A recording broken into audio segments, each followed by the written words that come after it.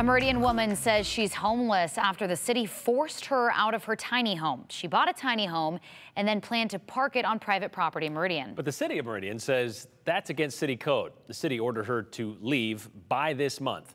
Andrew Bartline followed this story for us today. How did they end up responding, or how did she respond to the city? Because they're filing a lawsuit back against the city, so going at it very direct, you could say. Both Chasidy Decker and her landlord are involved in this lawsuit because they say this law doesn't protect people or provide any sort of value. It just makes life harder for folks in a tough housing market.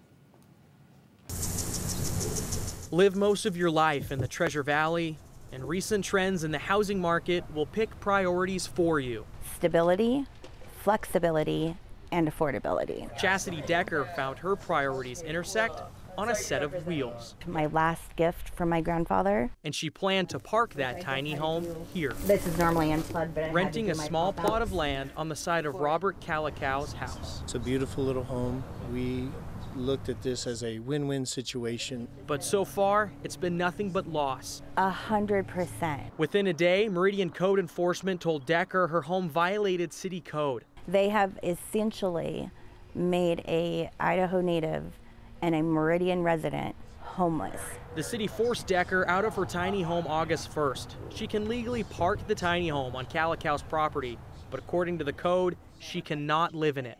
We think it should be lifted. Today, Decker and Calicow announced they're filing a lawsuit against the City of Meridian alongside their lawyer, Bob Belden. The city forced Chasidy out of a perfectly good home because it has a blanket ban on anyone living in a tiny home on wheels outside an RV park, regardless of how safe or attractive the home is.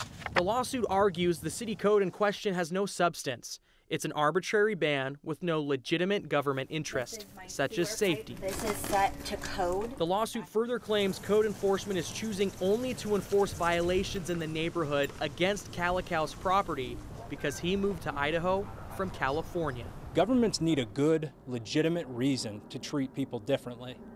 And just being from somewhere else or being new to town is not good enough under the Idaho Constitution. So for now, Decker's home sits idle. Yeah, ultimately, I want to move back home. No room at RV parks, no affordable housing available. I have exhausted all options.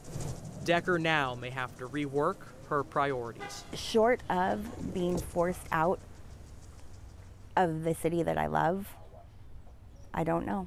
I don't know what's going to happen. We reached out to the City of Meridian regarding this lawsuit, but also to speak generally about the code, why this code is in place, what value does this code bring, and why is it necessary to enforce this code. Meridian Police spokesperson told us they would have to speak with legal before they could speak with us. They ultimately did not get back to us tonight. Well, this obviously is far from over. She's going to keep hashing this out, and I'm sure we're going to keep following it. Absolutely. Good luck to her. Thanks, Andrew.